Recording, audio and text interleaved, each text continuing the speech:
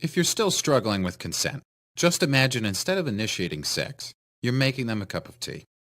You say, "Hey, would you like a cup of tea?" And they go, "Oh my God, fuck yes, I would fucking love a cup of tea, thank you." Then you know they want a cup of tea.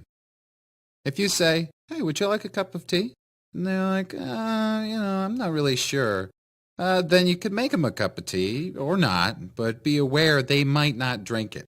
And if they don't drink it, then, and this is the important part, don't make them drink it. Just because you made it doesn't mean you are entitled to watch them drink it. And if they say no thank you, then don't make them tea. At all.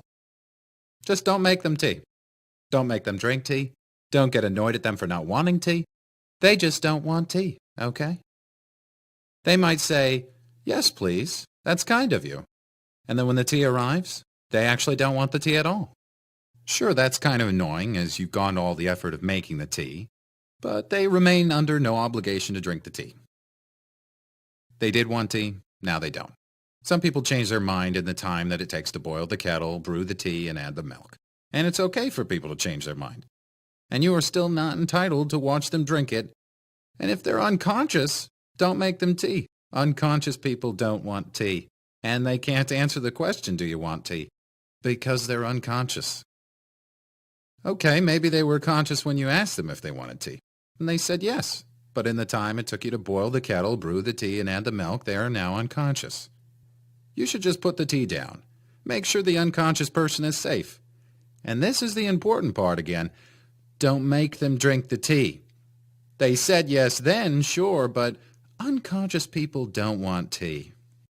If someone said yes to tea, started drinking it, and then passed out before they'd finished it, don't keep on pouring it down their throat. Take the tea away. Make sure they're safe, because unconscious people don't want tea. Trust me on this. If someone said yes to tea around your house last Saturday, that doesn't mean they want you to make them tea all the time.